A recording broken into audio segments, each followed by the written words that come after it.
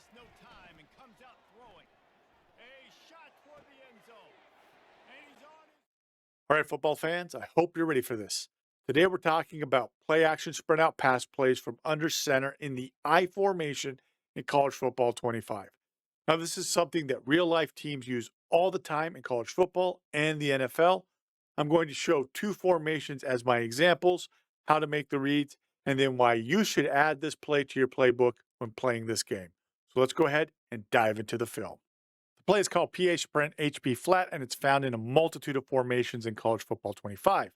But for our purposes, we're just going to use I Form Pro and I Form Slot.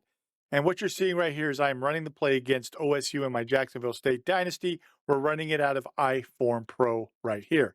So let's go ahead and go over how the play works as it's drawn up out of this particular formation. The QB at the snap, he is going to open up spinning to his right, and he is going to hold the ball in his left hand and show it as though he's handing the ball off to the tailback and then start sprinting out to the right. It's important that you're gaining depth when you're running this play. You want to be able to get around the end. You want to be able to gain some depth to buy time for your receivers running their routes, and just basically allows you to buy that time that you need. Tailback, as you can see highlighted here, he is going to free release to the flat on the tight end side and is read number one. He's not carrying out any fake. He's just immediately free releasing to the flat. The receiver on the tight end side is running a comeback and is read number two, while the receiver opposite side of the sprint out, he's going to run the over route and is read number three. Now, some versions of this play, they're going to have the tight end release on a shallow route to the same side as the back. It occurs in this version out of iForm Pro. I always will audible to keep my tight end in to help pass protect and help set that edge. You'll see in a couple clips of the play that it does actually buy some time for our quarterback having the tight end stay in and pass protect as well. What I'm reading on the play is actually the flat. I'm not necessarily reading a person per se. I'm looking to see what the flat defender does. If the flat defender does drop back under the comeback, then I'm going to hit the running back. If the flat defender stays up where the back is running to, then I'll throw the comeback. If I don't like either of those options, let's say that I don't trust that because it's man coverage, I don't trust that my receiver coming out of the comeback is going to beat his man, then I'll look for that third option to hit him. And then it's either run or throw the ball away if I don't have anyone open. But let's go ahead and run the play so you can see exactly how this works with regards to reading basically the flat on this play.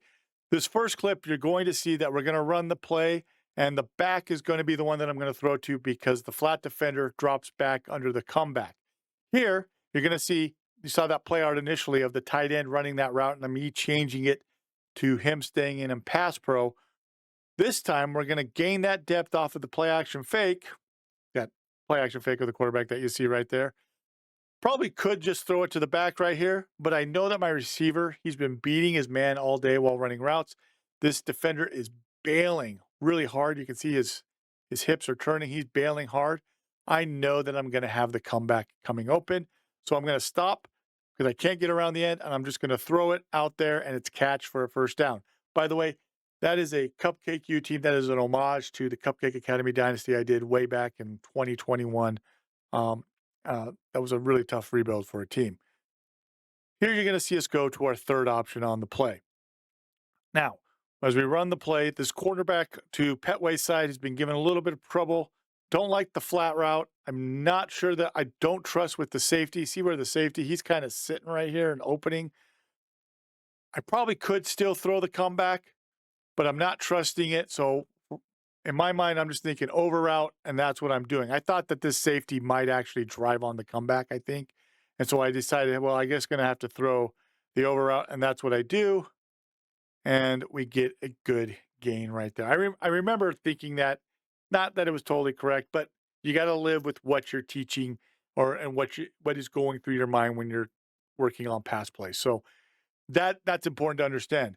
On this next play, let's take a look at something that's very important to understand with regards to this. Because the back is free releasing to the flat, he can help be that hot release as an option in case you're getting a blitz. You can see right here, Colorado is bringing a heavy blitz. We're not being able to pick all of it up, but no one is really running with my running back. No one's running with him, and so I'm just going to throw it out.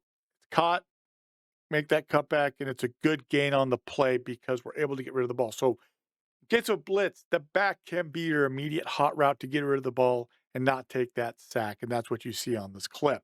Now, in our next formation I-form slot, you'll see that we don't have a receiver to the tight end side, so the read changes slightly.